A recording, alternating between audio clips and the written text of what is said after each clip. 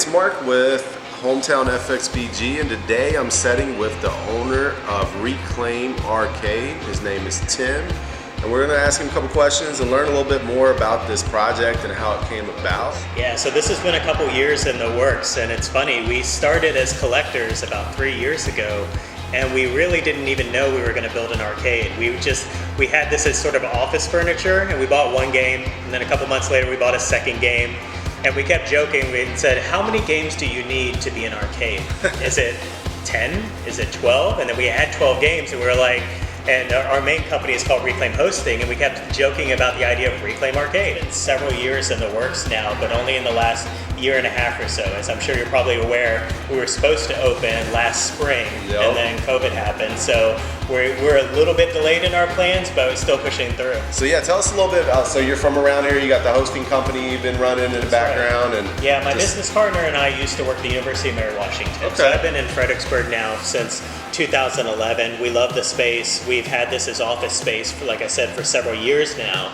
So it was sort of a natural fit for us. I live here, I love Fredericksburg. We think it's a really prime area for businesses like ours, you know, just south of DC. There's some other concepts like this in major cities like Richmond and, you know, Durham, North Carolina and other places, but there's nothing like it really in this area. Even as you travel up to DC, once you get into Woodbridge and stuff, you have some of the newer arcade type stuff, but nothing that really, for us, our passion is the retro, it's the old school, and we really like the idea of kind of transforming people back in time and making a really cool space. We think it's in part a business, but it's also art, and I really think people will see that when they come into the space, and it's just sort of an interesting way that we could do something here. A little living room over here that's got the Atari out on the table, you know, there's the old school rockin' sock'em punching game. So I mean, it's definitely brought back everything retro, you know what I mean? And I feel like we're going that direction as a whole nowadays, you know what I mean? It's like over the years, we see everything flip back and get remade pretty much. But this is like,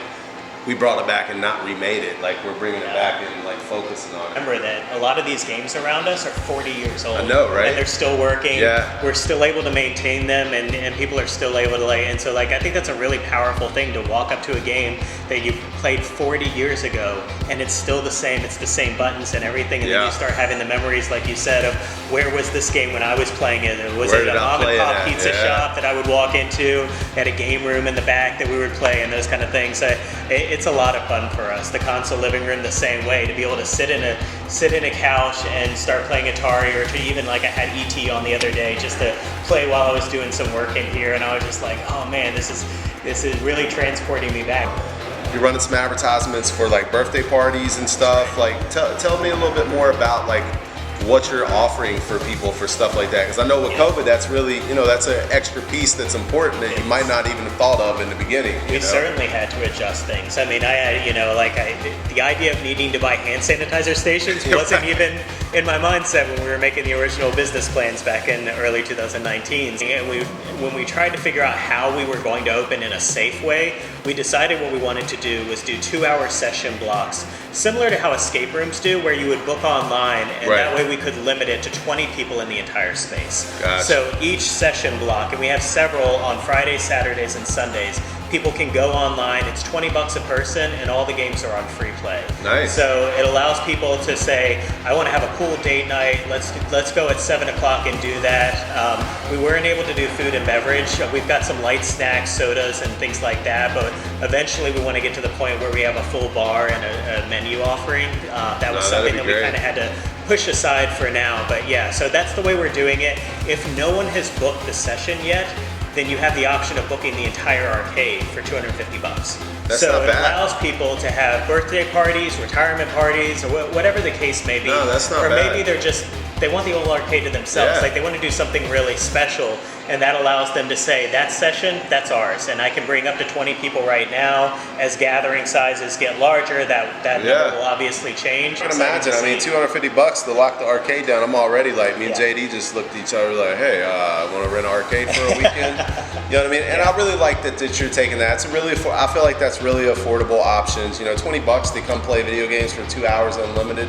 Sure. I mean, you can't beat that. That's pretty cool. And to be able to rent out a place for a birthday party, you can't beat that. And it allows you to walk up to games that you might not do normally, right? Like you yeah, talked about I mean, Donkey Kong, you're definitely going to play that, right? But like some of them, when they cost money, it's kind of like, it's different. Am I going to try and play that? That pinball machine looks cool, but is it $1 cool? Some of these games, it's like $1 a piece at some of the newer arcades. We really wanted to remove that and just say, explore and play it all. And stuff like, but where do you really see, let's wave the magic wand, I always like to say, and we're past COVID, it's business is thriving, everything's booming. Where do you see this thing going in the next 5 years? Really, our main focus in the next year or two is to just really embed ourselves in the community and be a space that people want to come back to. So we've thought about memberships as an option. So maybe rather than paying every time you come, you pay a monthly fee and you can come whenever you want. I love that idea. Having tournaments and things like that. We really want to do some more of the community building and make this a space that people feel like is theirs as well. Like we've put our heart and souls into it, but now we want other people to enjoy it and say,